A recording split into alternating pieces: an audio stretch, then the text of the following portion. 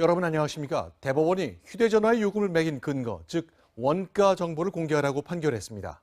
통신사들은 그동안 영업비밀이라며 공개를 거부해왔습니다. 하지만 대법원은 통신사들이 과다한 영업이익을 얻고 있다는 의혹을 풀 필요가 있다고 판단했습니다.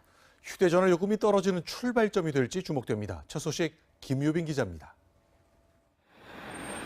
지난 2011년 스마트폰이 보편화된 이후 휴대전화 사용요금이 오르면서 통신요금 원가 자료를 공개하라고 요구하는 소송이 시작됐습니다. 스마트폰이라는 게 좋긴 한데 느닷없이 모두 최소 요금제는 35,000원 이상 쓰게 만들어 놓고, 즉 한 통화도 안 하고 받기만 해도 35,000원을.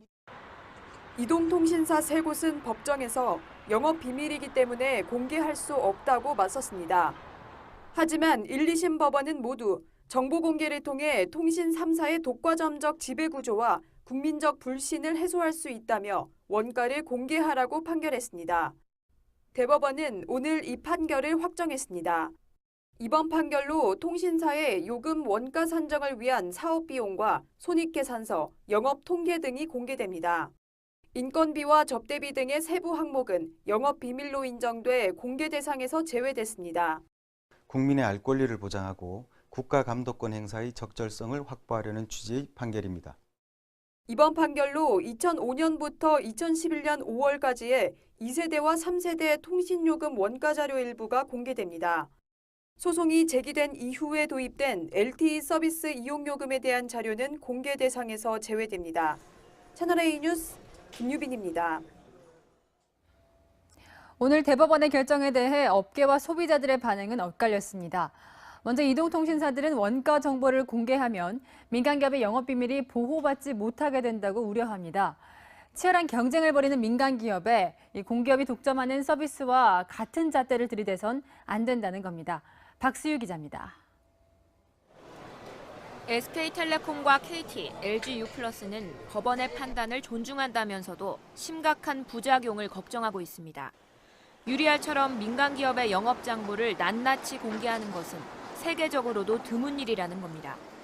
특히 요금제와 서비스를 놓고 생존 경쟁을 벌이는 통신사들의 영업행위를 전기요금 산정 기준처럼 투명하게 공개한다는 것은 어불성설이라며 한숨을 내쉽니다.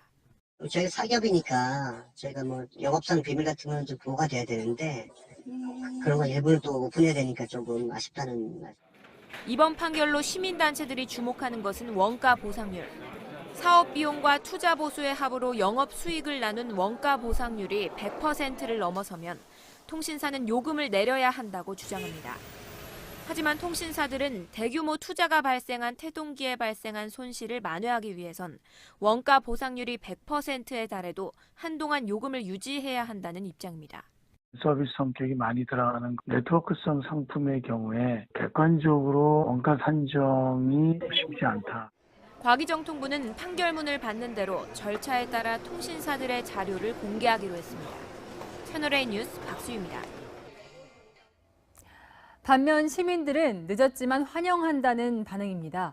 통신비 원가 공개 판결이 통신요금 인하로 이어질 것이라는 기대가 크기 때문입니다. 성혜란 기자입니다.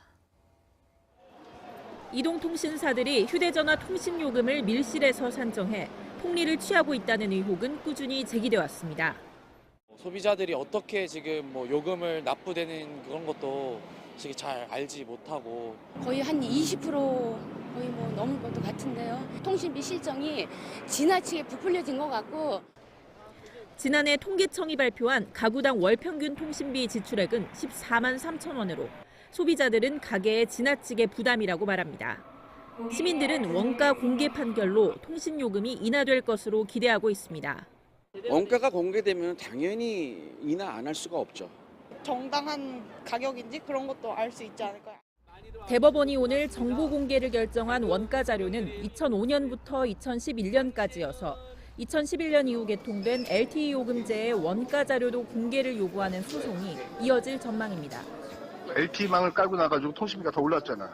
통신사에서 폭리를 취했다는 것들이 그대로 노출이 되는 거잖아요. 통신요금 원가를 공개하라는 판례가 이미 확립된 만큼 LTE 요금제의 원가 자료도 공개될 가능성이 크다는 관측이 나옵니다. 채널A 뉴스 성혜란입니다.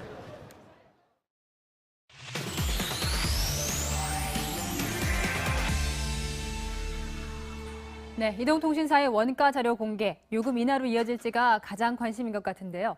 이동현 산업부장과 자세히 알아보겠습니다. 네, 키워드 먼저 설명해 주시죠. 예, 오늘의 키워드는 원가 공개의 함정입니다.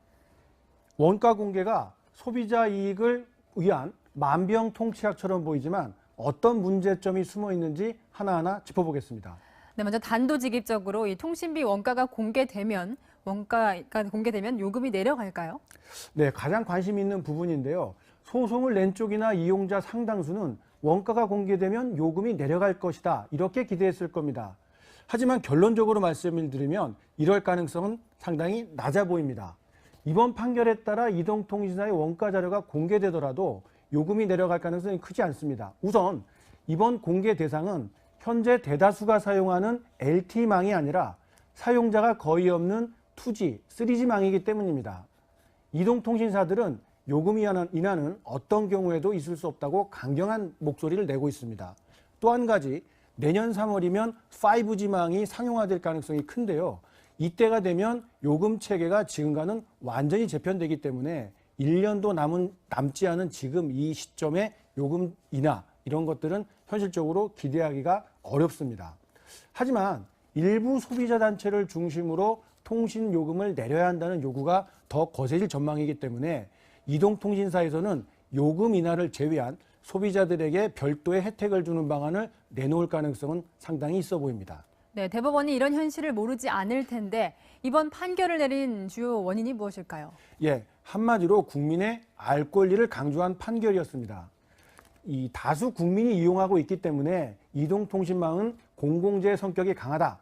그래서 국민의 권리를 충분하게 보장할 이유가 있다, 이렇게 법원에서는 판단을 한 겁니다. 업계에서는 물론 법원 판단을 존중한다고 하면서도 영업비밀을 내놓으라는 말이냐라고 하면서 강하게 반발을 하고 있습니다.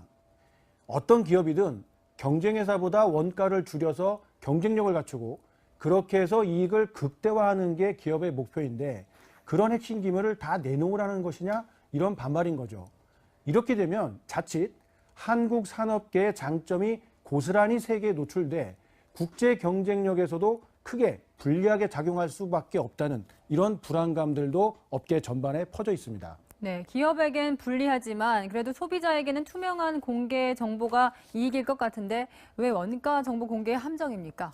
예, 말로 들어보면 그런 주장들이 일견 타당한 것 같습니다. 제가 예를 하나 들어보겠습니다. 네. 2003년의 일인데요. 아파트 분양가를 원가를 공개해라, 이런 목소리가 높았고 실제 정책에 반영이 됐더니 어떤 일이 있었냐면 업체들에서는 이전보다 값싼 자재를 사용하는 이런 편법이 등장을 했고 아예 공급 물량 자체를 줄이는 방법까지 동원이 됐습니다. 네. 이러다 보니까 오히려 물량 감소로 인해서 시세가 올라가는 부작용이 고스란히 소비자들에게 전가되는 일이 있었거든요. 적정한 이윤을 보장해야 기업 활동이 활발해지고 그만큼 경쟁력을 갖출 수 있게 됩니다. 그러면 더 많은 소비자를 확보하기 위해 제품의 질을 높이거나 가격을 낮출 여력이 생기는 게 시장 경제의 기본이라는 점을 기억해야 하겠습니다. 네, 이번 원가 공개 판결 파장이 클 것 같은데 다른 업계에 영향을 미칠 가능성은 없습니까? 물론 있습니다. 사실 이동통신료만 원가를 공개해라, 이런 요구를 받았던 게 아닙니다. 지금 보시게 되는 것처럼 이 교복이나 자동차, 스마트폰 이런 제품들도 꾸준하게 원가 공개 요구를 받아왔습니다. 교복은 학생 누구나 입어야 하는데 유명 브랜드일수록 비싸다는 학부모들의 지적이 꾸준히 나왔습니다. 자동차 역시 수출용과 내수용 원가를 공개하라는 목소리도 계속 나오고 있는 상황이거든요.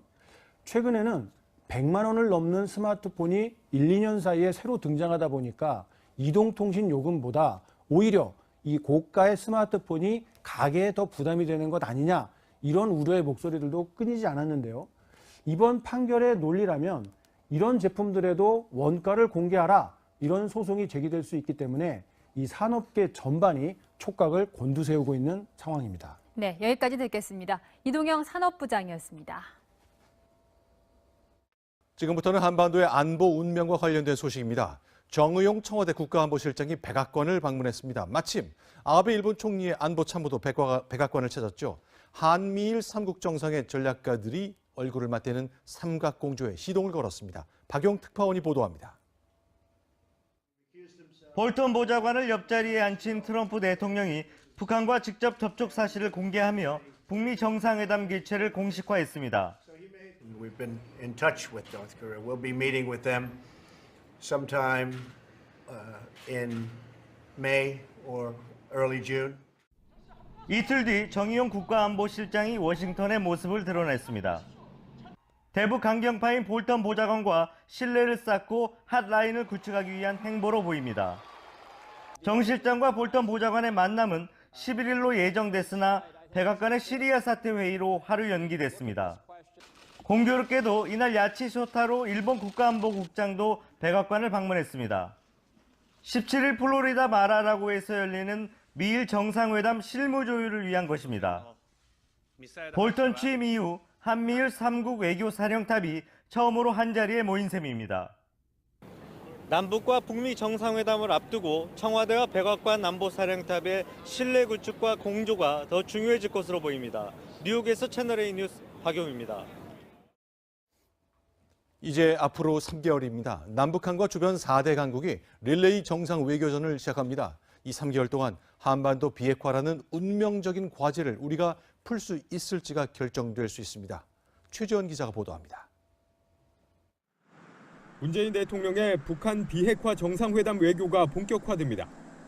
오는 27일 김정은 국무위원장을 만나 비핵화 문제를 담판 지은 뒤 다음 달 초 일본에서 열리는 한중일 정상회의에 참석합니다. 일본 아베 총리, 중국 리커창 총리에게 남북 정상회담 결과를 전할 예정입니다. 이어 미국을 방문해 북미 정상회담을 앞둔 트럼프 대통령과 비핵화 방안에 대해 논의합니다. 6월 러시아 푸틴 대통령과의 만남도 추진 중입니다. 북미 정상회담 결과에 따라 남북미 정상회담도 열릴 수 있습니다. 3개월 동안 쉴 새 없이 진행되는 연쇄 정상회담에서 한반도의 운명이 결정될 것으로 보입니다. 문 대통령은 남북 정상회담 원로 자문단을 만난 자리에서 결의를 다졌습니다. 두 번 다시 얻기 힘든 그런 기회가 열렸습니다. 우리는 반드시 이 기회를 살려내야 합니다. 문 대통령은 남북 간의 합의만으로는 남북 관계를 풀 수 없으며 북미 간 비핵화 합의가 이루어져야 한다고도 했습니다. 미국과의 소통에 가장 공을 들이겠다는 의미로 풀이됩니다. 채널A 뉴스 최재원입니다. 이제 보름 앞으로 다가온 판문점 남북 정상회담을 앞두고 북한이 수위 조절에 나선 것일까요? 어제부터 우리의 국회격인 최고인민회의가 시작되는데 두 가지가 빠졌습니다. 유승진 기자입니다. 김영남을 비롯해 최룡해 등 북한 실세들이 줄줄이 주석단에 오릅니다. 전국 각지에서 대의원 687명이 모여 국가 예산과 정책 등을 논의하는 최고인민회의입니다. 그런데 주석단에서 김정은이 보이지 않습니다. 지난해는 무릎 꿇은 오수용 부위원장에게 열변을 토하며 지시를 내리기도 했지만 올해는 불참한 겁니다. 한반도 정세에 대한 메시지는 없었고 오직 경제 얘기뿐입니다. 국가 경제발전 5개년 전략 수행에서 커다란 전진을 이룩한 위대한 승리의 해였습니다. 중앙보고대회도 힘을 뺐습니다. 최룡해는 작년 이 자리에서 줄기차게 핵을 외쳤습니다. 서탄 폭위 세기를 뒤흔들고 핵 강국, 로켓 강국으로 솟구쳐 올랐습니다. 우리도 넘보지 못하는 핵 보위 강국. 하지만 올해는 핵이란 단어가 한마디도 나오지 않았습니다. 남북, 북미 대화를 앞둔 만큼 나름 수위 조절에 나선 것으로 풀이됩니다. 군부 힘 빼기도 눈에 띕니다. 국무위원회 인사를 단행하면서 황병서 후임이 김정각 총정치국장은 부위원장이 아닌 평의원으로만 임명됐습니다. 이에 따라 국무위 부위원장 구성은 당의 최룡해, 내각의 박봉주 2인 체제가 됐습니다. 채널A 뉴스 유승진입니다. 국방부가 예고한 대로 경북 성주의 4드 기지에 공사 장비 반입을 시도했습니다. 주민들은 인간 사슬을 만들어가며 저항했습니다. 군은 일단 다음 주로 미뤘습니다. 배유미 기자입니다. 사드 기지 길목에 있는 다리 위에 사드 반대단체와 주민들이 몰려들었습니다. 알루미늄 막대기를 바둑판처럼 이어붙인 뒤 그 사이에 들어간 주민들.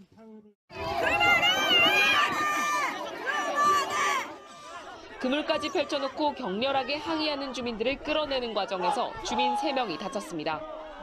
추락사고에 대비해 경찰은 5m 아래 바닥에 에어매트까지 설치했습니다. 해산작전은 오전 10시 30분부터 시작됐고 곳곳에서 물병이 날아드는 등 충돌이 이어졌습니다.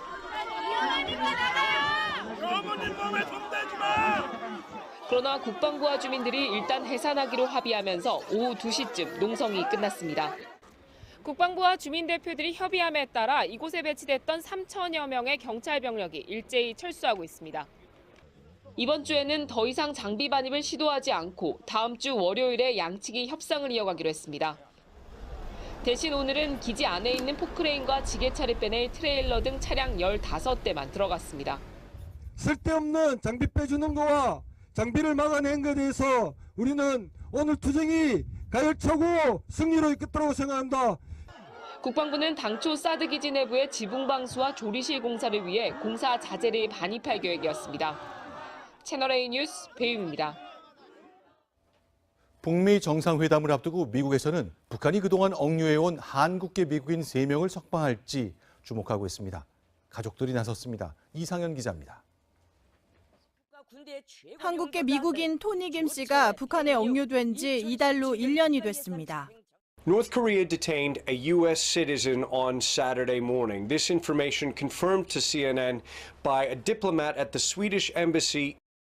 김 씨는 평양과학기술대학교에서 한 달 동안 회계학을 가르친 뒤 출국하다 평양공항에서 붙잡혔습니다. 현재 북한에 억류 중인 미국인은 김동철, 김학송 씨까지 모두 3명입니다. 모두 체제 전복, 이적 행위 등의 혐의를 받고 있지만 가족들은 황당해합니다. 북미 회담을 앞두고 억류된 미국인의 가족들은 이들의 석방을 호소하고 있습니다. Just hoping that the detainees aren't forgotten. I think all of us, or I can speak on behalf of the different families that we do miss our dads, our husband. 가족들은 북미 간 회담이 열리는 상황을 희망적으로 보고 있습니다. It's almost a year now since my father has been detained, and the summit is hopeful. We're hoping that the 3 detainees aren't forgotten. 앞서 리용호 북한 외무상의 스웨덴 방문 당시 억류 미국인의 석방 교섭 가능성이 점쳐졌지만 아직까지 별다른 진전은 없습니다. 채널A 뉴스 이상현입니다.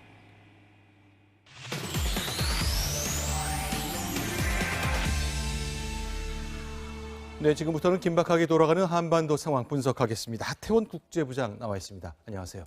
자, 분석 키워드는 뭔가요? 네, 속도전 하면 보통 북한의 천리마, 말리마 운동 같은 게 생각나실 텐데요. 그렇죠. 네, 오늘은 트럼프식 속도전을 한번 키워드로 잡고 분석해 보겠습니다. 자, 김정은의 덜미를요 한번 야무지게 붙잡겠다 그런 의도인 것 같습니다. 자, 이제 회담 조율하는 게 속도를 내고 있습니다만 가장 역시 뭐니 이제 다 알고 있지만 비핵화 방법이잖아요. 그렇습니다. 자, 이제 트럼프의 비핵화 구상 일단 한꺼풀씩 폭격하고 있는 거죠? 그렇습니다. 보통 고르디우스의 매듭을 끈듯 쾌도 난마식으로 해결할 거다 그런 전망 많지 않았습니까? 네. 자, 구체적 시한이 언급된 건 이번이 처음입니다. 자, 워싱턴 소식통이 전한 내용인데 자, 트럼프 대통령이 북미 회담에서 김정은과 마주 앉으면 6개월 또는 1년 내에 북핵 완전 폐기를 요구할 것이다 그런 말입니다. 아주 대담한 제안이고 김정은 역시 굉장히 당황할 것 같습니다. 자, 미국 내 기류 한 가지 더 소개해드리겠습니다. 자, 폼페이오 국무장관 내정자가 청문회에서 발언할 내용을 채널A가 지금 방금 입수했는데 이런 내용이었습니다. 자, 트럼프 대통령 협상에서 휘둘릴 사람 절대 아니다. 나도 마찬가지다. 그러니까 믿으라 이런 얘기인데 자, 과거 북한에 속았던 그런 학습은 이미 다 끝났고 더 이상 속지 않을 것이다. 그런 다짐이라고 생각됩니다. 자, 그러면 트럼프, 폼페이오 그리고 볼튼도 있잖아요. 더 강경하다는데 이 사람들이 생각하는 거는 리비아식 아프리카 사막 국가인 리비아가 핵 포기한 그 방식 한번 해보자 이거잖아요. 그렇습니다. 먼저 비핵화를 한 뒤에 합당한 보상을 하겠다. 그게 바로 리비아식 모델의 요치 아니겠습니까?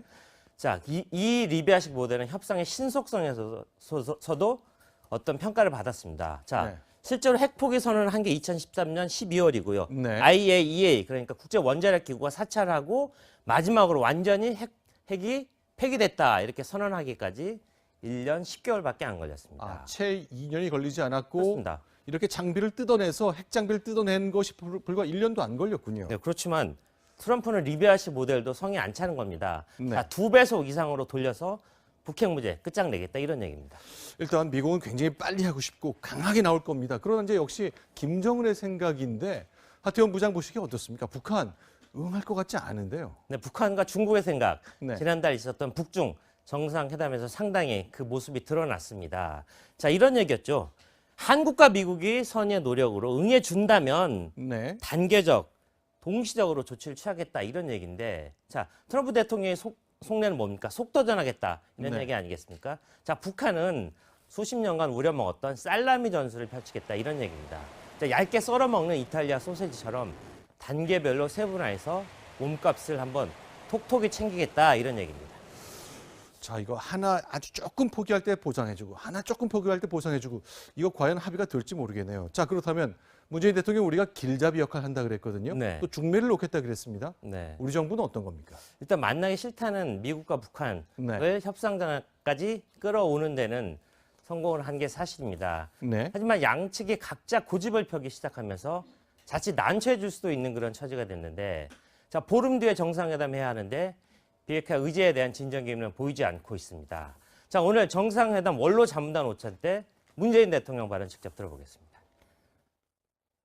남북 간의 합의만으로는 남북 관계를 풀 수 없고 북미 간의 비핵화 합의가 변경돼야 남북 관계를 풀 수 있게 되었습니다. 네, 지금 저 대통령 얘기를 들어보면 이번 4.27 판문점 정상회담 때 비핵화 얘기를 뭔가 탁 내놓기 좀 힘들 것처럼 얘기하네요. 그렇습니다. 뭔가 어찌 보면 현실론을 아주 조용한 어조로 내놓은 그런 셈인데, 네. 자, 남북 관계가 정상적으로 발전하려면 북미 간 비핵화 논의가 본 궤도에 올라야 한다는 그런 뜻을 밝힐 것 같습니다. 자, 볼턴 보좌관과 정우영 안보실장 잠시 후에 만나게 되는데 어떤 분위기 속에서 비핵화 논의될지 상당히 주목해야 될 것 같습니다. 흔히 이제 전화 통화도 하고 그런데 이건 직접 워싱턴 백악관까지 날아가서 만나는 거기 때문에 정말 속 깊은 얘기 할 수 있겠군요. 그렇습니다. 분수령이 될 수 있는 한미 백악관 안보 참모회담 잠시 후 시작됩니다. 하태원 국제부장과 함께했습니다. 고맙습니다. 지금부터는 김기식 금융감독원장 관련 의혹 속보를 집중 보도합니다. 검찰이 김 원장 고발 사건을 서울 남부지검에 배당하고 본격 수사에 착수했습니다.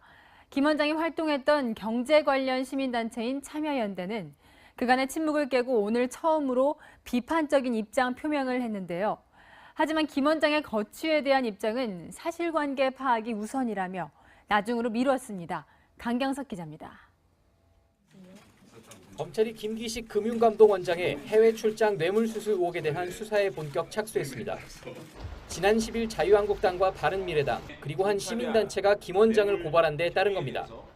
대검찰청은 관할 지역을 고려해 서울 남부지검에서 수사하도록 지시했습니다. 김 원장이 19대 국회의원 때 다녀온 출장의 성격을 확인하는 게 이번 수사의 핵심인데 서울 남부지검이 국회가 있는 서울 여의도 지역을 관할하고 있기 때문입니다.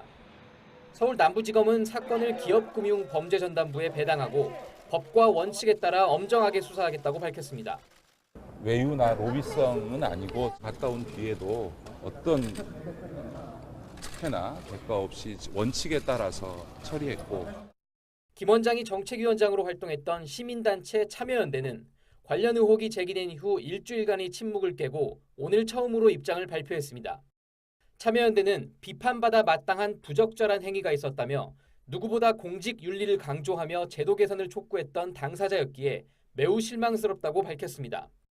하지만 김 원장의 거취에 대한 최종 입장 표명은 보류했습니다.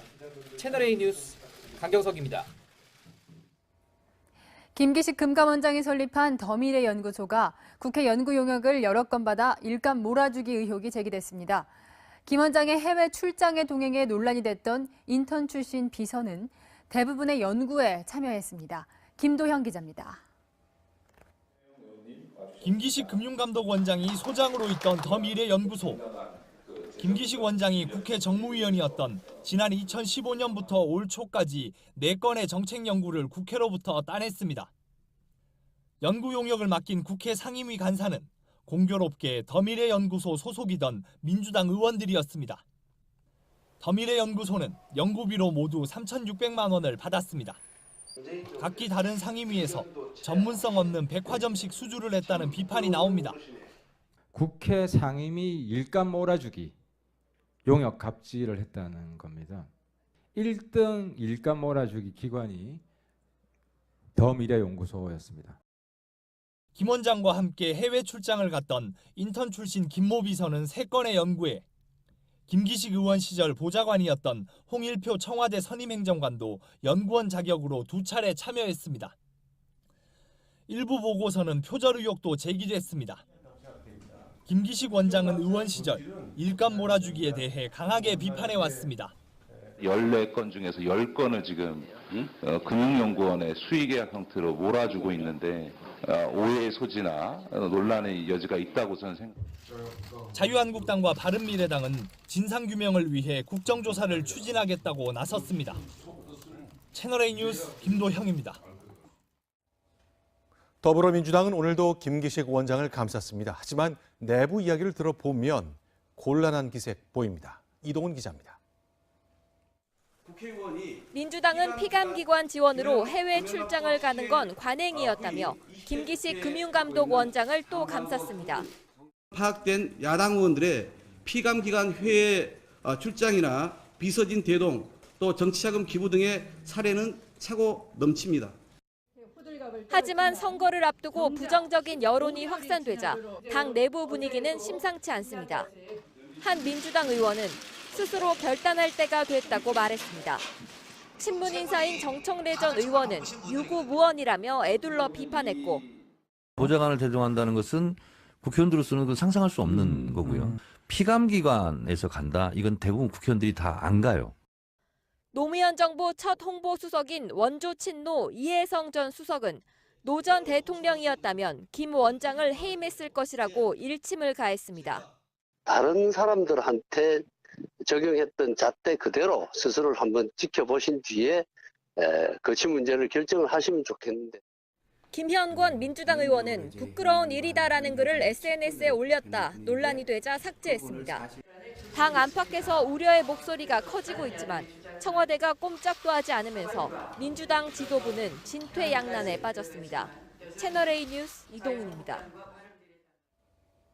정의당이 만든 데스노트란 말이 있습니다. 그러니까 정의당은 야당이지만 문재인 대통령과 비슷한 행보를 보여왔다. 그래서 만약 정의당마저 반대할 정도가 되면 문제가 된 고위 인사는 예외 없이 자진 사퇴했다.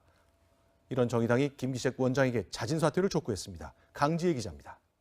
정의당 데스노트에 김기식 금융감독원장의 이름이 올랐습니다. 자진 사퇴하는 것이 바람직하다는 결론을 내렸습니다. 외유성 출장 논란에 대해 관행이었다는 핑계는 적절치 않고 자격이 부족하다고 지적했습니다.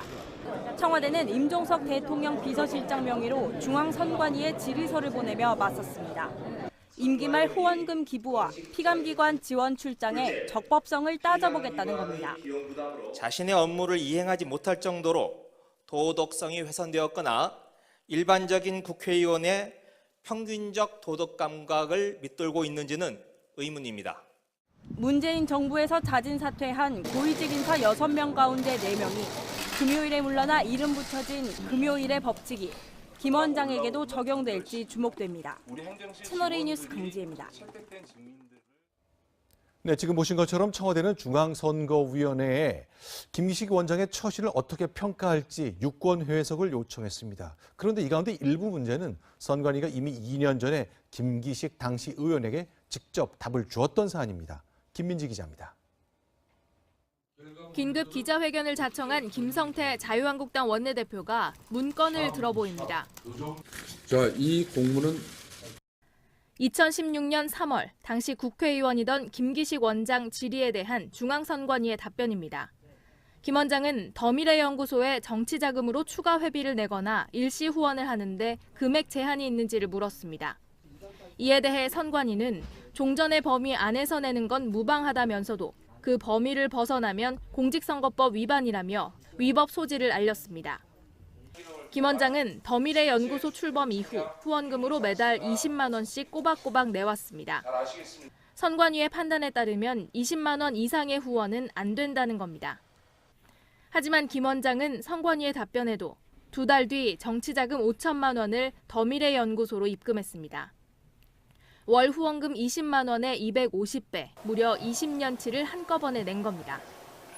선관위의 질의에서 문제없다는 답변을 듣고 후원했다는 이 해명 자체가 새빨간 거짓말임이 드러났습니다. 이에 대해 금감원은 현재로선 해명할 계획이 없다고 밝혔습니다. 채널A 뉴스 김민지입니다.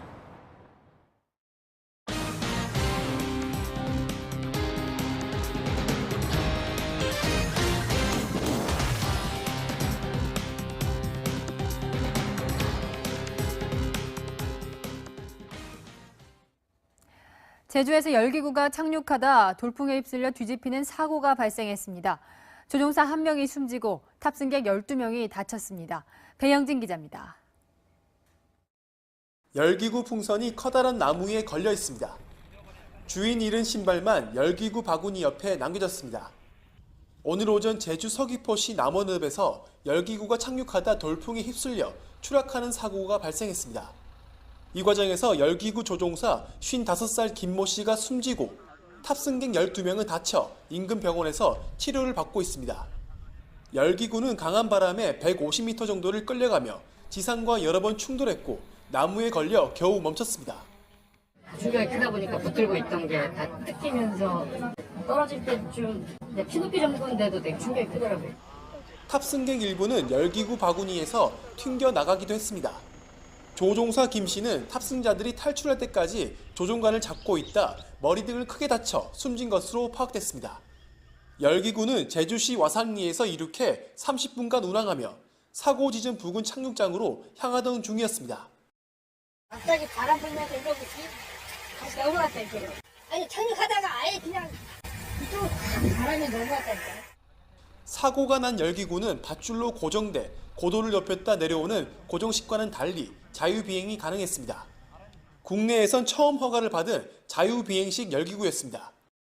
지난 2016년부터 제주지방항공청에 비행 승인을 신청했지만 제주 지역 돌풍 등을 이유로 3차례나 반려됐다 지난해 조건부 승인을 받았습니다. 경찰은 열기구 정비가 제대로 이루어졌는지 등 정확한 사고 원인을 조사 중입니다. 채널A 뉴스 배영진입니다. 오늘 새벽 전남 신안 흑산면 매물도 인근 해상에서 화물선과 어선이 충돌했습니다. 이 사고로 3명이 숨지고 3명이 실종됐습니다. 공국진 기자입니다. 배 바닥이 드러난 어선 주변에 잔해물이 뒤엉켜 있습니다.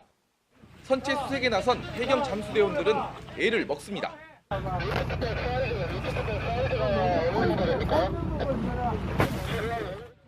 전복된 선박은 15톤급 어선 2007 연웅호, 선장 38살 김모 씨 등 한국인 36명이 탑승하고 있었습니다. 이 어선은 오늘 새벽 0시 37분쯤 매물도 북서쪽 9.6km 해상에서 498톤급 탄자니아 국적 냉동 화물선과 충돌한 뒤 전복됐습니다. 현재까지 선원 63살 장모 씨 등 3명이 숨지고 선장 김 씨 등 3명이 실종됐습니다. 진도해상교통관제센터는 운항 중이던 화물선과 움직임이 없는 어선과의 표시점이 겹치자 해경에 이 같은 사실을 통보했습니다. 해도에 통항로가 길이가 정해져 있고요. 그 위를 좀 벗어난 상태에서 충돌 사고가 난 걸로 알고 있습니다. 사고 당시 해상은 안개도 없었으며 파도도 잔잔했던 것으로 파악됐습니다. 해경은 화물선 순선원을 상대로 정확한 사고 경위를 조사하는 한편 실종자 3명에 대한 수색을 이어가고 있습니다. 채널A 뉴스 공진입니다.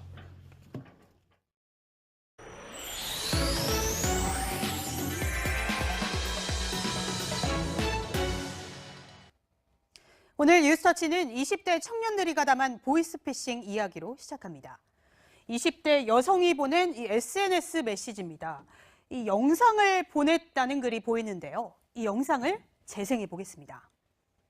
도주를 하거나 연락이 안 될 시에는 제 모든 정보를 검찰에 넘기는 것을 동의합니다. 영상 속 인물은 보이스피싱 피해자들에게 돈을 받아오는 수거 담당 24살 김모 씨인데요. 배신하지 않겠다는 동영상 맹세를 남기고 범행에 나섰습니다. 김 씨가 도착한 곳은 서울 강북구의 한 도로입니다. 검사를 사칭해 보이스피싱 피해 여성에게 돈을 받아 챙기는데요. 돈을 받자마자 5만 원권으로 가득한 돈봉투 영상을 찍어 조직 윗선에게 수금에 성공했다고 알렸습니다.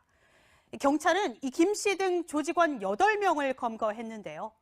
이들은 금융감독원을 사칭해서 이 피해자들에게 전화를 건 뒤 통장이 범행에 쓰였으니 이 돈을 찾아 검찰 수사관에게 넘기라고 했습니다. 보름 동안 챙긴 범죄 수익이 3억 4천만 원이 넘습니다. 이 조직원 중에는 김 씨 같은 20대 청년들도 있었는데요. 이 사전에 조직에 맡긴 이 신분증이나 이 맹세 동영상으로 약점이 잡혀 이 범죄인 줄 알면서도 그만두지 못했습니다. 연락이 안 될 경우에는 그러면 검찰청에 정보를 이제 보낸다는 식으로 협박용으로 사용한 거죠. 고수익 아르바이트라는 유혹에 빠져 보이스피싱에 가담했다간 단순한 심부름만이라도 처벌을 받을 수 있으니 특히 주의해야겠습니다. 뉴스터치 두 번째 이야기는 수백 명을 올린 투자 사기단 이야기입니다. 양복 차림의 남성이 투자 설명회를 하고 있습니다. 이 평균 거래대금액 4조 달러, 한국 돈은 4천조 원이 넘어요. 이들은 서울 강남에 사무실을 두고 자신들이 해외에 자회사까지 둔 투자 전문 회사라고 소개했습니다. 미국 헤지펀드에 투자해 연 12%의 고수익을 낸다는 말에 속아 900여 명이 450억 원을 투자했지만 경찰 확인 결과 펀드 투자는 이루어진 적이 없습니다. 피해자들은 가정주부부터 의사까지 다양했는데요. 경찰은 투자금을 가로챈 업체 대표와 영업이사를 구속했습니다. 고수익을 약속하는 투자를 권유받으면 믿을 만한 투자사인지 꼭 확인해 보셔야겠습니다. 뉴스터치였습니다. 박원순 서울시장이 오늘 3선 도전을 공식 선언했습니다. 무소속으로 시작했었지만 출마 선언도 서울시정 내진 더불어민주당 당사에서 했고 또 서울보다는 민주당을 더 힘주어 말했습니다. 이동재 기자입니다. 1000만 개의 꿈이 자라고 실현되는 서울, 그런 서울을 만들어 가겠습니다. 시대와 나라는, 시민과 나라는. 박원순 서울시장이 더불어민주당의 상징색인 파란색 넥타이를 메고 여의도 당사에 서서 3선 도전을 선언했습니다. 특히 민주당과 당의 정체성도 힘주어 강조했습니다. 민주당의 후보로서 민주당의 비전과 정체성을 가지고 새로운 시장에 도전하고 있다는 말씀을 드립니다. 김대중 전 대통령의 묘소도 참배하고 당원들에 더 다가가는 모습을 보였습니다. 반면 경쟁 후보들은 박 시장의 정체성에 의문을 제기했습니다. 선거 막바지에 이제 며칠 안 남았는데 이제 당사를 방문하신다고 해서 당원들의 마음이 돌아설까 하는 의문은 있습니다만. 박영선 의원은 문재인 대선 후보 중앙선대위 특보단 100명의 지지 선언으로 새를 과시했고 우상호 의원은 젊고 역동적인 시장이 필요하다며 인물 교체론을 강조하며 맞불을 놨습니다. 새 후보의 경선 신경전이 비로소 시작됐습니다. 채널A 뉴스 이동재입니다. 문재인 정부 심판론을 앞세우겠다는 자유한국당은 오늘도 참여연대 비판에 주력했습니다. 서울시장 후보가 된 김문수 전 경기지사가 제1선에 섰는데 그럴 만한 이유가 있었습니다. 송찬욱 기자의 보도입니다. 김문수 자유한국당 서울시장 후보가 청와대 앞에서 1인 시위를 벌였습니다. 외유성 출장 논란을 빚은 김기식 금융감독원장의 해임을 촉구했습니다. 김 원장과 장하성 대통령 정책실장, 조국 민정수석이 모두 참여연대 출신이란 점도 꼬집었습니다. 서로 짜고 서로 힘을 합쳐서 김기식 감독원장이 문제가 없다는데 참여연대 지금 하고 있는 걸 보면은 부끄러운 줄 알아야 됩니다. 참여연대를 비판한 이면에는 박원순 서울시장까지 겨냥한 걸로 보입니다. 박 시장은 참여연대 사무처장 출신입니다. 자유한국당 핵심 관계자는 정부와 청와대에서 참여연대 인맥의 핵심이 장하성 실장과 조국 수석, 김기식 원장이라면 여당에선 박원순 시장이라고 말했습니다. 여야 정치권에서 가장 먼저 6.13 지방선거 출정식을 가진 자유한국당도 문재인 정부와 참여연대 등의 연관성을 되짚으며 심판론을 꺼내들었습니다. 이 정권의 본질은 정교조, 민주노총, 참여연대, 주사파들의 연합정권입니다. 한국당은 이번 지방선거에서 김기식 금감원장의 외유성 출장 논란을 참여연대 게이트 의혹으로 확대시킬 계획도 검토 중입니다. 채널A 뉴스 송찬욱입니다. 검찰의 보완 수사 요구를 이유 없이 거부하는 경찰관은 검사가 징계를 요구할 수 있다. 최근 잠정 합의된 검경 수사권 조정안에 이런 조항이 포함된 것으로 알려졌는데요. 일선 경찰관들의 반발이 거셉니다. 김남준 기자입니다. 최근 청와대와 법무부, 행안부가 잠정 합의한 검경 수사권 조정안의 핵심은 검찰이 경찰을 상대로 행사해온 수사 지휘권을 폐지하는 겁니다. 다만 경찰이 독자적으로 수사해서 검찰로 넘긴 사건에 대해 검찰이 보완 수사를 요구할 수 있도록 견제 장치를 마련한 걸로 전해졌습니다. 검찰과 경찰을 수평적 관계로 바꾼다는 청와대 의지가 반영됐다는 분석입니다. 서로 견제하게 하면서도 특성에 맞게 전문화하는 방법으로 권력기관을 재편하고자 합니다. 그런데 이 합의안에는 경찰관에 대한 검사의 징계 요구권 조항이 포함된 걸로 알려졌습니다. 검찰의 보완 수사 요구를 정당한 이유 없이 불응하면 검사가 경찰 수사관 징계를 요구할 수 있다는 겁니다. 검사에게 징계 요구권을 주는 데 대해 일선 경찰관들은 수사할 때 검사 눈치를 보게 될 것이라거나 경찰에 채운 족쇄라며 반발하고 있습니다. 경찰의 부실 수사 견제 장치라는 반론도 만만치 않지만 수사권 조정 취지에 맞는지 따져봐야 한다는 지적도 나옵니다. 다른 타청에게 징계를 요청할 수 있다. 이것도 사실은 상국기관적 모습이 아니면 사실상 생각을 할 수 없는 거죠. 검경 수사권 조정안은 빠르면 이달 중에 최종 확정될 전망입니다. 채널A 뉴스 김남준입니다. 조현민 대한항공 전무가 지난달 16일 본사에서 회의를 하던 도중 광고 대행사 직원에게 소리를 지르고 물컵을 바닥에 던진 것으로 알려졌습니다. 논란이 커지자 조 전무는 SNS를 통해 제 감정을 관리 못한 큰 잘못이었다며 광고 대행사 직원들에게 개별적으로 사과했다고 밝혔습니다. 내년에 100주년을 맞는 3.1운동의 유네스코 세계기록유산 등재를 추진하는 국민추진위의 현판식이 열렸습니다. 서대문구 독립공원 현충사에서 열린 현판식에는 김시명 순국선열 유족회장 등 독립운동 후손들이 참석했습니다. 추진위는 회원 5만 명을 모아 기록유산 등재를 위한 서명운동을 할 예정입니다.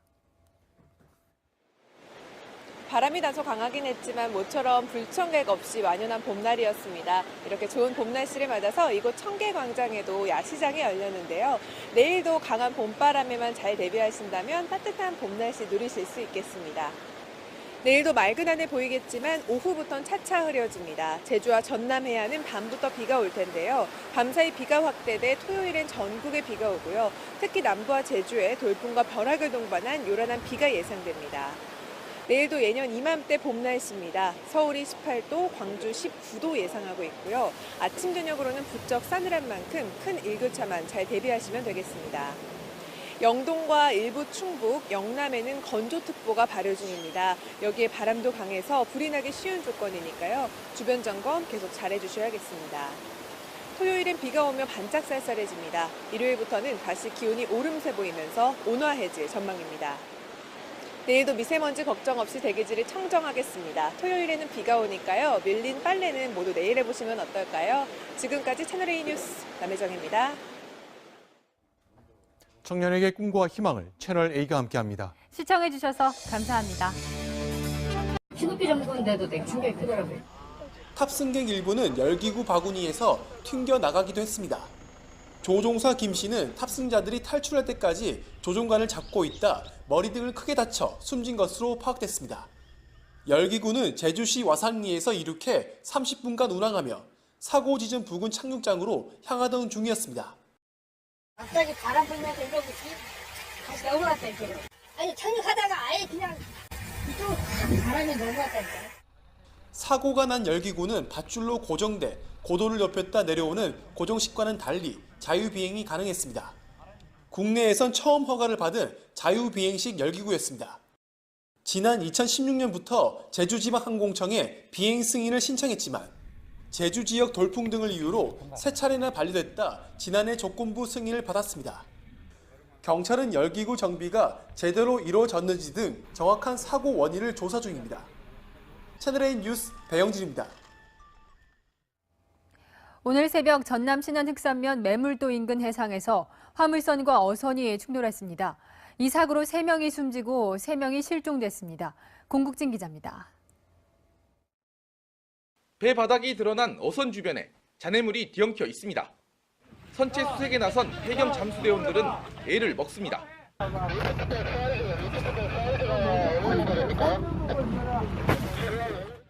전복된 선박은 15톤급 어선 2007 연웅호, 선장 38살 김모 씨 등 한국인 선원 6명이 탑승하고 있었습니다.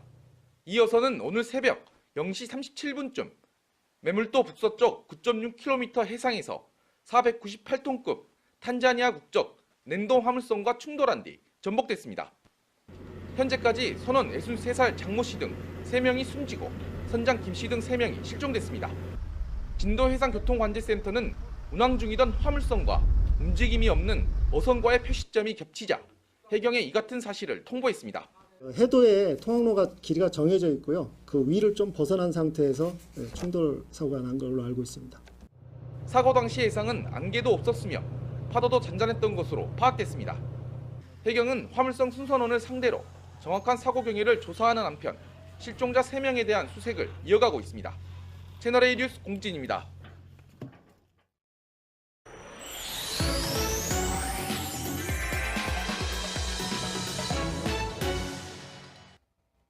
오늘 뉴스터치는 20대 청년들이 가담한 보이스피싱 이야기로 시작합니다. 20대 여성이 보낸 이 SNS 메시지입니다. 이 영상을 보냈다는 글이 보이는데요. 이 영상을 재생해 보겠습니다. 도주를 하거나 연락이 안 될 시에는 제 모든 정보를 검찰에 넘기는 것을 동의합니다. 영상 속 인물은 보이스피싱 피해자들에게 돈을 받아오는 수거 담당 24살 김모 씨인데요. 배신하지 않겠다는 동영상 맹세를 남기고 범행에 나섰습니다. 김 씨가 도착한 곳은 서울 강북구의 한 도로입니다. 검사를 사칭해 보이스피싱 피해 여성에게 돈을 받아 챙기는데요.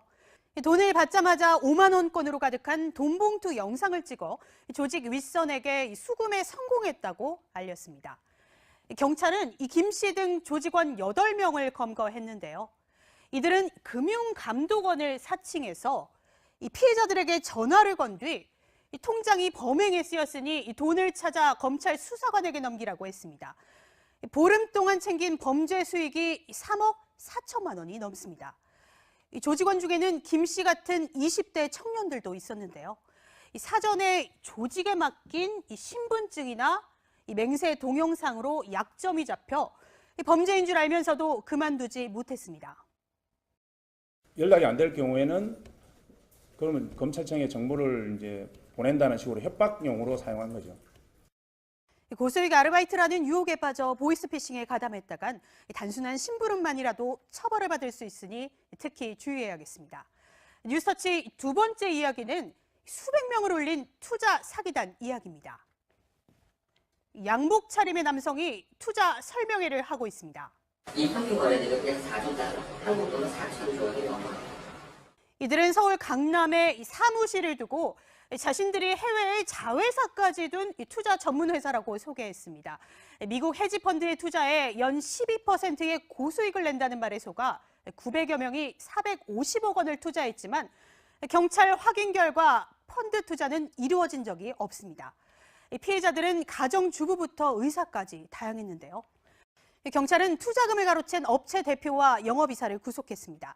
고수익을 약속하는 투자를 권유받으면 믿을 만한 투자사인지 꼭 확인해 보셔야겠습니다. 뉴스터치였습니다. 박원순 서울시장이 오늘 3선 도전을 공식 선언했습니다. 무소속으로 시작했었지만 출마 선언도 서울시정 내진 더불어민주당 당사에서 했고 또 서울보다는 민주당을 더 힘주어 말했습니다. 이동재 기자입니다. 1000만 개의 꿈이 자라고 실현되는 서울, 그런 서울을 만들어 가겠습니다. 시대와 나라는, 시민과 나라는. 박원순 서울시장이 더불어민주당의 상징색인 파란색 넥타이를 메고 여의도 당사에 서서 3선 도전을 선언했습니다. 특히 민주당과 당의 정체성도 힘주어 강조했습니다. 민주당의 후보로서 민주당의 비전과 정체성을 가지고 새로운 시장에 도전하고 있다는 말씀을 드립니다. 김대중 전 대통령의 묘소도 참배하고 당원들에 더 다가가는 모습을 보였습니다. 반면 경쟁 후보들은 박 시장의 정체성에 의문을 제기했습니다. 선거 막바지에 이제 며칠 안 남았는데 이제 당사를 방문하신다고 해서 당원들의 마음이 돌아설까 하는 의문은 있습니다만. 박영선 의원은 문재인 대선 후보 중앙선대위 특보단 100명의 지지 선언으로 세를 과시했고 우상호 의원은 젊고 역동적인 시장이 필요하다며 인물 교체론을 강조하며 맞불을 놨습니다. 새 후보의 경선 신경전이 비로소 시작됐습니다. 채널A 뉴스 이동재입니다. 문재인 정부 심판론을 앞세우겠다는 자유한국당은 오늘도 참여연대 비판에 주력했습니다. 서울시장 후보가 된 김문수 전 경기지사가 제1선에 섰는데 그럴 만한 이유가 있었습니다. 송찬욱 기자의 보도입니다. 김문수 자유한국당 서울시장 후보가 청와대 앞에서 1인 시위를 벌였습니다. 외유성 출장 논란을 빚은 김기식 금융감독원장의 해임을 촉구했습니다. 김 원장과 장하성 대통령 정책실장, 조국 민정수석이 모두 참여연대 출신이란 점도 꼬집었습니다. 서로 짜고 서로 힘을 합쳐서 김기식 감독원장이 문제가 없다는데 참여연대 지금 하고 있는 걸 보면은 부끄러운 줄 알아야 됩니다. 참여연대를 비판한 이면에는 박원순 서울시장까지 겨냥한 걸로 보입니다. 박 시장은 참여연대 사무처장 출신입니다. 자유한국당 핵심 관계자는 정부와 청와대에서 참여연대 인맥의 핵심이 장하성 실장과 조국 수석, 김기식 원장이라며. 여러분 안녕하십니까? 대법원이 휴대전화의 요금을 매긴 근거, 즉 원가 정보를 공개하라고 판결했습니다. 통신사들은 그동안 영업비밀이라며 공개를 거부해왔습니다. 하지만 대법원은 통신사들이 과다한 영업이익을 얻고 있다는 의혹을 풀 필요가 있다고 판단했습니다. 휴대전화 요금이 떨어지는 출발점이 될지 주목됩니다. 첫 소식 김유빈 기자입니다. 지난 2011년 스마트폰이 보편화된 이후 휴대전화 사용요금이 오르면서 통신요금 원가 자료를 공개하라고 요구하는 소송이 시작됐습니다. 스마트폰이라는 게 좋긴 한데 느닷없이 모두 최소 요금제는 35,000원 이상 쓰게 만들어 놓고 즉 한 통화도 안 하고 받기만 해도 35,000원을. 이동통신사 세 곳은 법정에서 영업 비밀이기 때문에 공개할 수 없다고 맞섰습니다. 하지만 1, 2심 법원은 모두 정보 공개를 통해 통신 3사의 독과점적 지배구조와 국민적 불신을 해소할 수 있다며 원가를 공개하라고 판결했습니다. 대법원은 오늘 이 판결을 확정했습니다. 이번 판결로 통신사의 요금 원가 산정을 위한 사업 비용과 손익계산서, 영업 통계 등이 공개됩니다. 인건비와 접대비 등의 세부 항목은 영업 비밀로 인정돼 공개 대상에서 제외됐습니다. 국민의 알 권리를 보장하고 국가 감독권 행사의 적절성을 확보하려는 취지의 판결입니다. 이번 판결로 2005년부터 2011년 5월까지의 2세대와 3세대 통신요금 원가 자료 일부가 공개됩니다. 소송이 제기된 이후에 도입된 LTE 서비스 이용요금에 대한 자료는 공개 대상에서 제외됩니다. 채널A 뉴스 김유빈입니다. 오늘 대법원의 결정에 대해 업계와 소비자들의 반응은 엇갈렸습니다. 먼저 이동통신사들은 원가 정보를 공개하면 민간기업의 영업비밀이 보호받지 못하게 된다고 우려합니다. 치열한 경쟁을 벌이는 민간기업에 공기업이 독점하는 서비스와 같은 잣대를 들이대선 안 된다는 겁니다. 박수유 기자입니다. SK텔레콤과 KT, LG유플러스는 법원의 판단을 존중한다면서도 심각한 부작용을 걱정하고 있습니다. 유리알처럼 민간기업의 영업장부를 낱낱이 공개하는 것은 세계적으로도 드문 일이라는 겁니다. 특히 요금제와 서비스를 놓고 생존 경쟁을 벌이는 통신사들의 영업행위를 전기요금 산정 기준처럼 투명하게 공개한다는 것은 어불성설이라며 한숨을 내쉽니다. 저희 사기업이니까 저희가 뭐 영업상 비밀 같은 건 좀 보호가 돼야 되는데 그런 거 일부러 또 오픈해야 되니까 조금 아쉽다는 말. 이번 판결로 시민단체들이 주목하는 것은 원가 보상률. 사업 비용과 투자 보수의 합으로 영업 수익을 나눈 원가 보상률이 100%를 넘어서면 통신사는 요금을 내려야 한다고 주장합니다.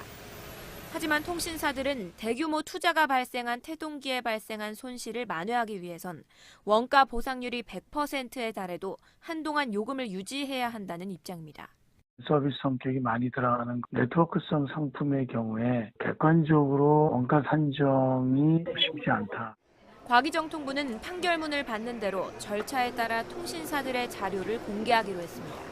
채널A 뉴스 박수유입니다. 반면 시민들은 늦었지만 환영한다는 반응입니다. 통신비 원가 공개 판결이 통신요금 인하로 이어질 것이라는 기대가 크기 때문입니다. 성혜란 기자입니다. 이동통신사들이 휴대전화 통신요금을 밀실에서 산정해 폭리를 취하고 있다는 의혹은 꾸준히 제기돼 왔습니다. 소비자들이 어떻게 지금 요금을 납부되는 그런 것도 잘 알지 못하고 거의 한 20% 거의 넘을 것도 같은데요. 통신비 실정이 지나치게 부풀려진 것 같고.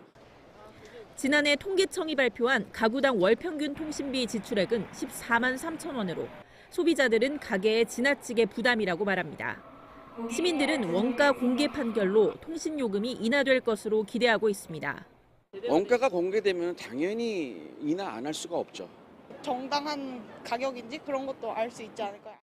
대법원이 오늘 정보 공개를 결정한 원가 자료는 2005년부터 2011년까지여서 2011년 이후 개통된 LTE 요금제의 원가 자료도 공개를 요구하는 소송이 이어질 전망입니다. LTE망을 깔고 나가지고 통신비가 더 올랐잖아요. 통신사에서 폭리를 취했다는 것들이 그대로 노출이 되는 거잖아요. 통신요금 원가를 공개하라는 판례가 이미 확립된 만큼 LTE 요금제의 원가 자료도 공개될 가능성이 크다는 관측이 나옵니다. 채널A 뉴스 성혜란입니다.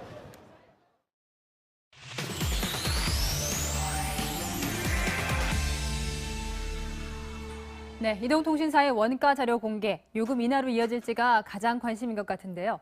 이동현 산업부장과 자세히 알아보겠습니다. 네, 키워드 먼저 설명해 주시죠. 예, 오늘의 키워드는 원가 공개의 함정입니다.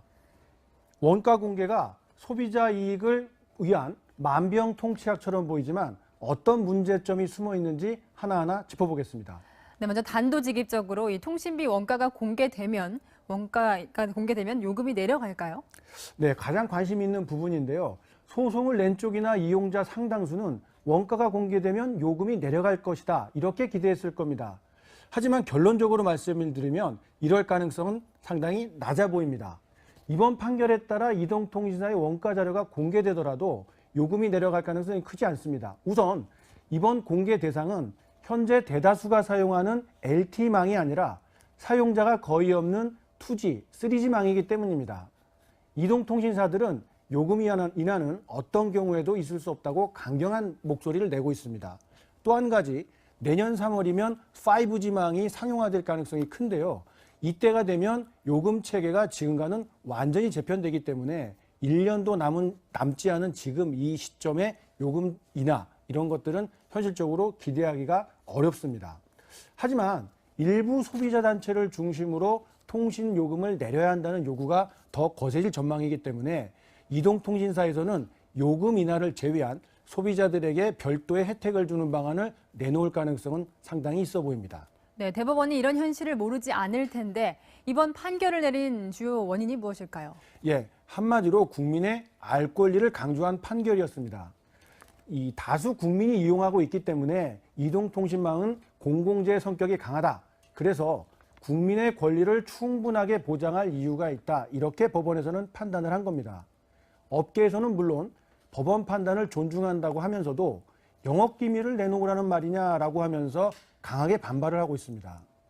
어떤 기업이든 경쟁회사보다 원가를 줄여서 경쟁력을 갖추고 그렇게 해서 이익을 극대화하는 게 기업의 목표인데 그런 핵심 기밀을 다 내놓으라는 것이냐, 이런 반발인 거죠. 이렇게 되면 자칫 한국 산업계의 장점이 고스란히 세계에 노출돼 국제 경쟁력에서도 크게 불리하게 작용할 수밖에 없다는 이런 불안감들도 업계 전반에 퍼져 있습니다. 네, 기업에겐 불리하지만 그래도 소비자에게는 투명한 공개 정보가 이익일 것 같은데 왜 원가 정보 공개의 함정입니까? 예, 원칙에 따라서 처리했고. 김 원장이 정책위원장으로 활동했던 시민단체 참여연대는 관련 의혹이 제기된 이후 일주일간의 침묵을 깨고 오늘 처음으로 입장을 발표했습니다. 참여연대는 비판받아 마땅한 부적절한 행위가 있었다며 누구보다 공직 윤리를 강조하며 제도 개선을 촉구했던 당사자였기에 매우 실망스럽다고 밝혔습니다. 하지만 김 원장의 거취에 대한 최종 입장 표명은 보류했습니다. 채널A 뉴스 강경석입니다. 김기식 금감원장이 설립한 더미래 연구소가 국회 연구 용역을 여러 건 받아 일감 몰아주기 의혹이 제기됐습니다. 김 원장의 해외 출장에 동행해 논란이 됐던 인턴 출신 비서는 대부분의 연구에 참여했습니다. 김도형 기자입니다. 김기식 금융감독원장이 소장으로 있던 더미래 연구소. 김기식 원장이 국회 정무위원이었던 지난 2015년부터 올 초까지 4건의 정책 연구를 국회로부터 따냈습니다. 연구 용역을 맡긴 국회 상임위 간사는 공교롭게 더미래 연구소 소속이던 민주당 의원들이었습니다. 더미래 연구소는 연구비로 모두 3,600만 원을 받았습니다. 각기 다른 상임위에서 전문성 없는 백화점식 수주를 했다는 비판이 나옵니다. 국회 상임위 일감 몰아주기 용역 갑질을 했다는 겁니다. 1등 일감 몰아주기 기관이 더미래연구소였습니다. 김 원장과 함께 해외 출장을 갔던 인턴 출신 김모 비서는 3건의 연구에 김기식 의원 시절 보좌관이었던 홍일표 청와대 선임행정관도 연구원 자격으로 2차례 참여했습니다. 일부 보고서는 표절 의혹도 제기됐습니다. 김기식 원장은 의원 시절 일감 몰아주기에 대해 강하게 비판해왔습니다. 14건 중에서 10건을 지금 금융연구원의 수의계약 형태로 몰아주고 있는데 오해의 소지나 논란의 여지가 있다고 저는 생각합니다. 자유한국당과 바른미래당은 진상규명을 위해 국정조사를 추진하겠다고 나섰습니다. 채널A 뉴스 김도형입니다. 더불어민주당은 오늘도 김기식 원장을 감쌌습니다. 하지만 내부 이야기를 들어보면 곤란한 기색 보입니다. 이동훈 기자입니다. 민주당은 피감기관 지원으로 해외 출장을 가는 건 관행이었다며 김기식 금융감독원장을 또 감쌌습니다. 파악된 야당 의원들의 피감기관 해외 출장이나 비서진 대동 또 정치자금 기부 등의 사례는 차고 넘칩니다. 하지만 선거를 앞두고 부정적인 여론이 확산되자 당 내부 분위기는 심상치 않습니다. 한 민주당 의원은 스스로 결단할 때가 됐다고 말했습니다.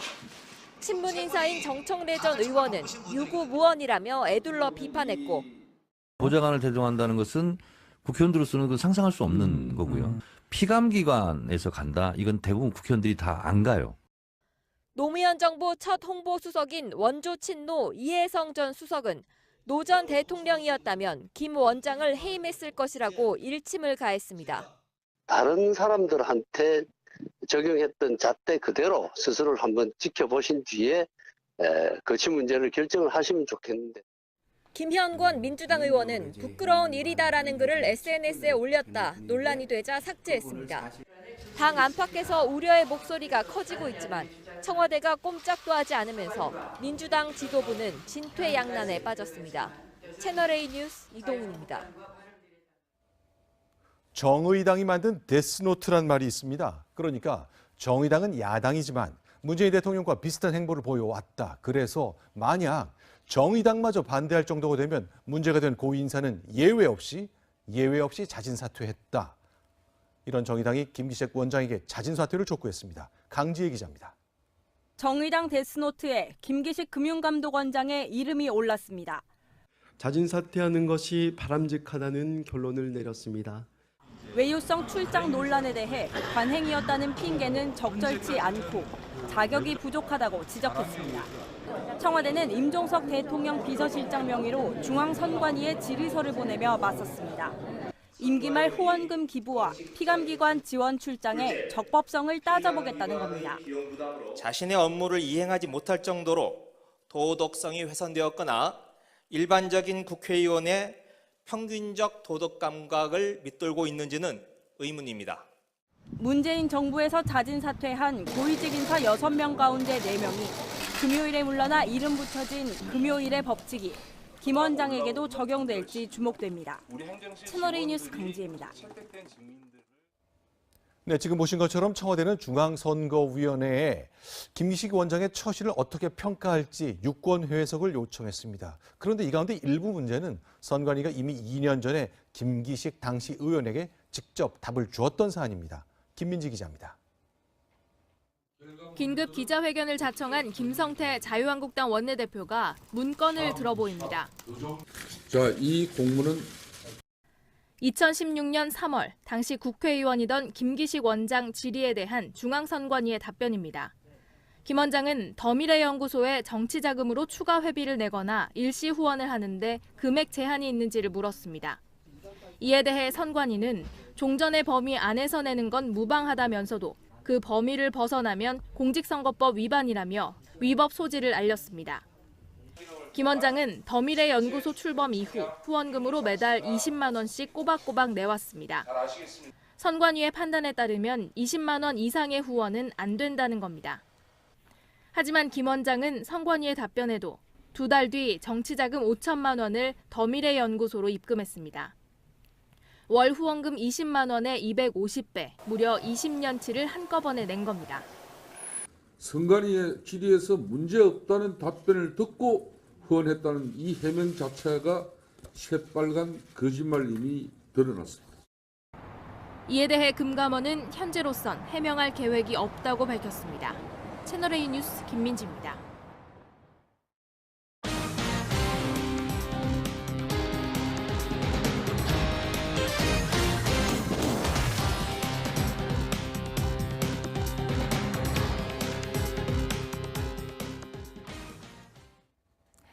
제주에서 열기구가 착륙하다 돌풍에 휩쓸려 뒤집히는 사고가 발생했습니다. 조종사 1명이 숨지고 탑승객 12명이 다쳤습니다. 배영진 기자입니다. 열기구 풍선이 커다란 나무에 걸려 있습니다. 주인 잃은 신발만 열기구 바구니 옆에 남겨졌습니다. 오늘 오전 제주 서귀포시 남원읍에서 열기구가 착륙하다 돌풍에 휩쓸려 추락하는 사고가 발생했습니다. 이 과정에서 열기구 조종사 55살 김모 씨가 숨지고 탑승객 12명은 다쳐 인근 병원에서 치료를 받고 있습니다. 열기구는 강한 바람에 150m 정도를 끌려가며 지상과 여러 번 충돌했고 나무에 걸려 겨우 멈췄습니다. 충격이 크다 보니까 붙들고 있던 게 다 뜯기면서 떨어질 때쯤. 말로 들어보면 그런 주장들이 일견 타당한 것 같습니다. 제가 예를 하나 들어보겠습니다. 네. 2003년의 일인데요. 아파트 분양가를 원가를 공개해라 이런 목소리가 높았고 실제 정책에 반영이 됐더니 어떤 일이 있었냐면 업체들에서는 이전보다 값싼 자재를 사용하는 이런 편법이 등장을 했고 아예 공급 물량 자체를 줄이는 방법까지 동원이 됐습니다. 네. 이러다 보니까 오히려 물량 감소로 인해서 시세가 올라가는 부작용이 고스란히 소비자들에게 전가되는 일이 있었거든요. 적정한 이윤을 보장해야 기업 활동이 활발해지고 그만큼 경쟁력을 갖출 수 있게 됩니다. 그러면 더 많은 소비자를 확보하기 위해 제품의 질을 높이거나 가격을 낮출 여력이 생기는 게 시장 경제의 기본이라는 점을 기억해야 하겠습니다. 네, 이번 원가 공개 판결 파장이 클 것 같은데 다른 업계에 영향을 미칠 가능성은 없습니까? 물론 있습니다. 사실 이동통신료만 원가를 공개해라 이런 요구를 받았던 게 아닙니다. 지금 보시게 되는 것처럼 이 교복이나 자동차, 스마트폰 이런 제품들도 꾸준하게 원가 공개 요구를 받아왔습니다. 교복은 학생 누구나 입어야 하는데 유명 브랜드일수록 비싸다는 학부모들의 지적이 꾸준히 나왔습니다. 자동차 역시 수출용과 내수용 원가를 공개하라는 목소리도 계속 나오고 있는 상황이거든요. 최근에는 100만 원을 넘는 스마트폰이 1, 2년 사이에 새로 등장하다 보니까 이동통신 요금보다 오히려 이 고가의 스마트폰이 가게에 더 부담이 되는 것 아니냐 이런 우려의 목소리들도 끊이지 않았는데요. 이번 판결의 논리라면 이런 제품들에도 원가를 공개하라 이런 소송이 제기될 수 있기 때문에 이 산업계 전반이 촉각을 곤두세우고 있는 상황입니다. 네, 여기까지 듣겠습니다. 이동영 산업부장이었습니다. 지금부터는 한반도의 안보 운명과 관련된 소식입니다. 정의용 청와대 국가안보실장이 백악관을 방문했습니다. 마침 아베 일본 총리의 안보참모도 백악관을 찾았죠. 한미일 3국 정상의 전략가들이 얼굴을 맞대는 삼각공조에 시동을 걸었습니다. 박용 특파원이 보도합니다. 볼턴 보좌관을 옆자리에 앉힌 트럼프 대통령이 북한과 직접 접촉 사실을 공개하며 북미 정상회담 개최를 공식화했습니다. We've been in touch with North Korea. We'll be meeting with them sometime in May or early June.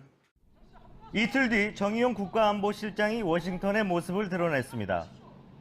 대북 강경파인 볼턴 보좌관과 신뢰를 쌓고 핫라인을 구축하기 위한 행보로 보입니다. 정 실장과 볼턴 보좌관의 만남은 11일로 예정됐으나 백악관의 시리아 사태 회의로 하루 연기됐습니다. 공교롭게도 이날 야치 쇼타로 일본 국가안보국장도 백악관을 방문했습니다. 17일 플로리다 마라라고에서 열리는 미일 정상회담 실무 조율을 위한 것입니다. 볼턴 취임 이후 한미일 3국 외교 사령탑이 처음으로 한자리에 모인 셈입니다. 남북과 북미 정상회담을 앞두고 청와대와 백악관 안보사령탑의 신뢰 구축과 공조가 더 중요해질 것으로 보입니다. 뉴욕에서 채널A 뉴스 박용입니다. 이제 앞으로 3개월입니다. 남북한과 주변 4대 강국이 릴레이 정상 외교전을 시작합니다. 이 3개월 동안 한반도 비핵화라는 운명적인 과제를 우리가 풀 수 있을지가 결정될 수 있습니다. 최지원 기자가 보도합니다. 문재인 대통령의 북한 비핵화 정상회담 외교가 본격화됩니다. 오는 27일 김정은 국무위원장을 만나 비핵화 문제를 담판 지은 뒤 다음 달 초 일본에서 열리는 한중일 정상회의에 참석합니다. 일본 아베 총리, 중국 리커창 총리에게 남북 정상회담 결과를 전할 예정입니다. 이어 미국을 방문해 북미 정상회담을 앞둔 트럼프 대통령과 비핵화 방안에 대해 논의합니다. 6월 러시아 푸틴 대통령과의 만남도 추진 중입니다. 북미 정상회담 결과에 따라 남북미 정상회담도 열릴 수 있습니다. 3개월 동안 쉴 새 없이 진행되는 연쇄 정상회담에서 한반도의 운명이 결정될 것으로 보입니다. 문 대통령은 남북 정상회담 원로 자문단을 만난 자리에서 결의를 다졌습니다. 두 번 다시 얻기 힘든 그런 기회가 열렸습니다. 우리는 반드시 이 기회를 살려내야 합니다. 문 대통령은 남북 간의 합의만으로는 남북 관계를 풀 수 없으며 북미 간 비핵화 합의가 이루어져야 한다고도 했습니다. 미국과의 소통에 가장 공을 들이겠다는 의미로 풀이됩니다. 채널A 뉴스 최재원입니다. 이제 보름 앞으로 다가온 판문점 남북 정상회담을 앞두고 북한이 수위 조절에 나선 것일까요? 어제부터 우리의 국회격인 최고인민회의가 시작되는데 두 가지가 빠졌습니다. 유승진 기자입니다. 김영남을 비롯해 최룡해 등 북한 실세들이 줄줄이 주석단에 오릅니다. 전국 각지에서 대의원 687명이 모여 국가 예산과 정책 등을 논의하는 최고인민회의입니다. 그런데 주석단에서 김정은이 보이지 않습니다. 지난해는 무릎 꿇은 오수용 부위원장에게 열변을 토하며 지시를 내리기도 했지만 올해는 불참한 겁니다. 한반도 정세에 대한 메시지는 없었고 오직 경제 얘기뿐입니다. 국가 경제발전 5개년 전략 수행에서 커다란 전진을 이룩한 위대한 승리의 해였습니다. 중앙보고대회도 힘을 뺐습니다. 최룡해는 작년 이 자리에서 줄기차게 핵을 외쳤습니다. 숱한 폭풍이 세기를 뒤흔들고 핵강국, 로켓 강국으로 솟구쳐 올랐습니다. 우리도 눈보지 못하는 핵보위 강국. 하지만 올해는 핵이란 단어가 한마디도 나오지 않았습니다. 남북, 북미 대화를 앞둔 만큼 나름 수위 조절에 나선 것으로 풀이됩니다. 군부 힘 빼기도 눈에 띕니다. 국무위원회 인사를 단행하면서 황병서 후임이 김정각 총정치국장은 부위원장이 아닌 평의원으로만 임명됐습니다. 이에 따라 국무위 부위원장 구성은 당의 최룡해, 내각의 박봉주 2인 체제가 됐습니다. 채널A 뉴스 유승진입니다. 국방부가 예고한 대로 경북 성주의 사드 기지에 공사 장비 반입을 시도했습니다. 주민들은 인간 사슬을 만들어가며 저항했습니다. 군은 일단 다음 주로 미뤘습니다. 배유미 기자입니다. 사드 기지 길목에 있는 다리 위에 사드 반대 단체와 주민들이 몰려들었습니다. 알루미늄 막대기를 바둑판처럼 이어붙인 뒤 그 사이에 들어간 주민들.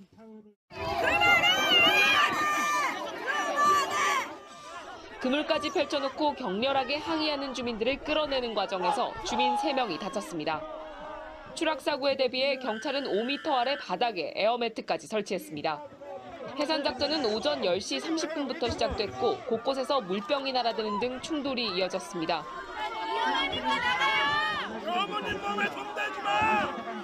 그러나 국방부와 주민들이 일단 해산하기로 합의하면서 오후 2시쯤 농성이 끝났습니다. 국방부와 주민 대표들이 협의함에 따라 이곳에 배치됐던 3천여 명의 경찰 병력이 일제히 철수하고 있습니다. 이번 주에는 더 이상 장비 반입을 시도하지 않고 다음 주 월요일에 양측이 협상을 이어가기로 했습니다. 대신 오늘은 기지 안에 있는 포크레인과 지게차를 빼낼 트레일러 등 차량 15대만 들어갔습니다. 쓸데없는 장비 빼주는 거와 장비를 막아낸 것에 대해서 우리는 오늘 투쟁이 가열차고 승리로 이끌도록 생각합니다. 국방부는 당초 사드 기지 내부의 지붕 방수와 조리실 공사를 위해 공사 자재를 반입할 계획이었습니다. 채널A 뉴스 배유입니다. 북미 정상회담을 앞두고 미국에서는 북한이 그동안 억류해온 한국계 미국인 3명을 석방할지 주목하고 있습니다. 가족들이 나섰습니다. 이상현 기자입니다. 한국계 미국인 토니 김 씨가 북한에 억류된 지 이달로 1년이 됐습니다. North Korea detained a U.S. citizen on Saturday morning. This information confirmed to CNN by a diplomat at the Swedish embassy. 김 씨는 평양 과학기술대학교에서 한 달 동안 회계학을 가르친 뒤 출국하다 평양 공항에서 붙잡혔습니다. 현재 북한에 억류 중인 미국인은 김동철, 김학송 씨까지 모두 3명입니다. 모두 체제 전복, 이적 행위 등의 혐의를 받고 있지만 가족들은 황당해합니다. 북미 회담을 앞두고 억류된 미국인의 가족들은 이들의 석방을 호소하고 있습니다. Just hoping that the detainees aren't forgotten. I think all of us, or I can speak on behalf of the different families that we do miss our dads, our husband. 가족들은 북미 간 회담이 열리는 상황을 희망적으로 보고 있습니다. It's almost a year now since my father has been detained, and the summit is hopeful. We're hoping that the 3 detainees aren't forgotten. 앞서 리용호 북한 외무상의 스웨덴 방문 당시 억류 미국인의 석방 교섭 가능성이 점쳐졌지만 아직까지 별다른 진전은 없습니다. 채널A 뉴스 이상현입니다.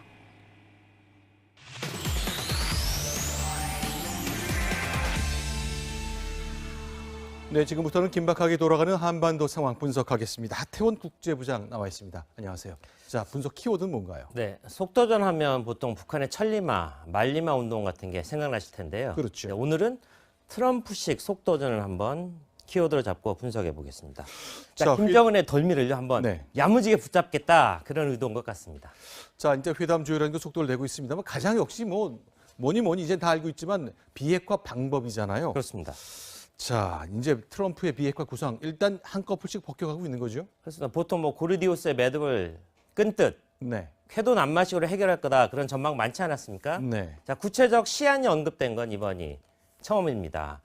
자, 워싱턴 소식통이 전한 내용인데 자, 트럼프 대통령이 북미 회담에서 김정은과 마주 앉으면 6개월 또는 1년 내에 북핵 완전 폐기를 요구할 것이다, 그런 말입니다. 아주 대담한 제안이고 김정은 역시 굉장히 당황할 것 같습니다. 자, 미국 내 기류 한 가지 더 소개해드리겠습니다. 자, 폼페이오 국무장관 내정자가 청문회에서 발언할 내용을 채널A가 지금 방금 입수했는데 이런 내용이었습니다. 자, 트럼프 대통령 협상에서 휘둘릴 사람 절대 아니다.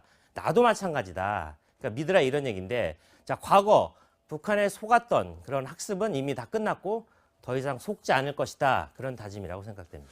자, 그러면 트럼프, 폼페이오 그리고 볼튼도 있잖아요. 더 강경하다는데 이 사람들이 생각하는 거는 리비아식, 아프리카 사막 국가인 리비아가 핵 포기한 그 방식 한번 해보자, 이거잖아요. 그렇습니다. 먼저 비핵화를 한 뒤에 합당한 보상을 하겠다, 그게 바로 리비아식 모델의 요치 아니겠습니까?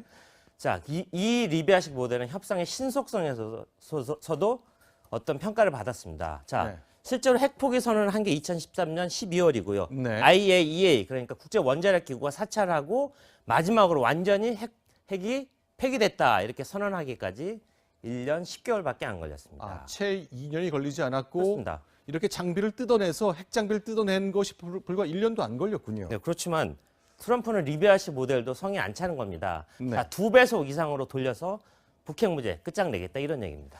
일단 미국은 굉장히 빨리 하고 싶고 강하게 나올 겁니다. 그러나 이제 역시 김정은의 생각인데 하태원 부장 보시기에 어떻습니까? 북한 응할 것 같지 않은데요. 네, 북한과 중국의 생각, 네. 지난달 있었던 북중 정상회담에서 상당히 그 모습이 드러났습니다. 자, 이런 얘기였죠. 한국과 미국이 선의의 노력으로 응해준다면 네. 단계적, 동시적으로 조치를 취하겠다 이런 얘기인데, 자, 트럼프 대통령의 속내는 뭡니까? 속도전하겠다 이런 네. 얘기 아니겠습니까? 자, 북한은 수십 년간 우려먹었던 살라미 전술을 펼치겠다 이런 얘기입니다. 자, 얇게 썰어먹는 이탈리아 소세지처럼 단계별로 세분화해서 몸값을 한번 톡톡히 챙기겠다 이런 얘기입니다.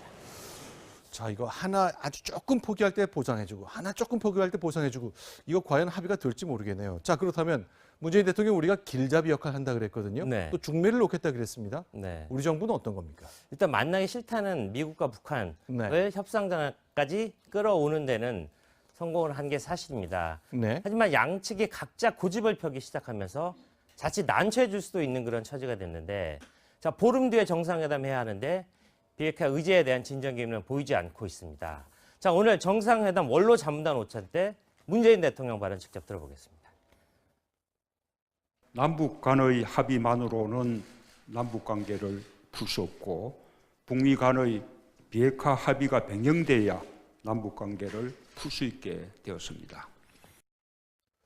네, 지금 저 대통령 얘기를 들어보면 이번 4.27 판문점 정상회담 때 비핵화 얘기를 뭔가 탁 내놓기 좀 힘들 것처럼 얘기하네요. 그렇습니다. 뭔가 어찌 보면 현실론을 아주 조용한 어조로 내놓은 그런 셈인데, 자, 남북 관계가 정상적으로 발전하려면 북미 간 비핵화 논의가 본 궤도에 올라야 한다는 그런 뜻을 밝힐 것 같습니다.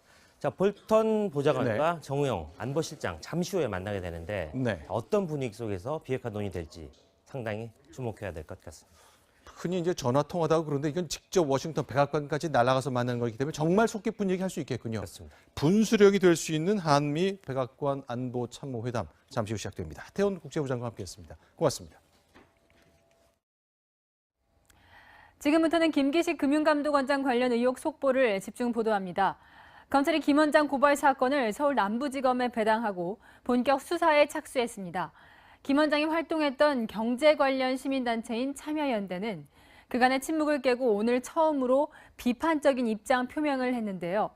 하지만 김 원장의 거취에 대한 입장은 사실관계 파악이 우선이라며 나중으로 미뤘습니다. 강경석 기자입니다. 검찰이 김기식 금융감독원장의 해외 출장 뇌물수수 의혹에 대한 수사에 본격 착수했습니다. 지난 10일 자유한국당과 바른미래당 그리고 한 시민단체가 김 원장을 고발한 데 따른 겁니다. 대검찰청은 관할 지역을 고려해 서울 남부지검에서 수사하도록 지시했습니다. 김 원장이 19대 국회의원 때 다녀온 출장의 성격을 확인하는 게 이번 수사의 핵심인데 서울 남부지검이 국회가 있는 서울 여의도 지역을 관할하고 있기 때문입니다. 서울 남부지검은 사건을 기업금융범죄전담부에 배당하고 법과 원칙에 따라 엄정하게 수사하겠다고 밝혔습니다. 외유나 로비성은 아니고 가까운 뒤에도 어떤 특혜나 대가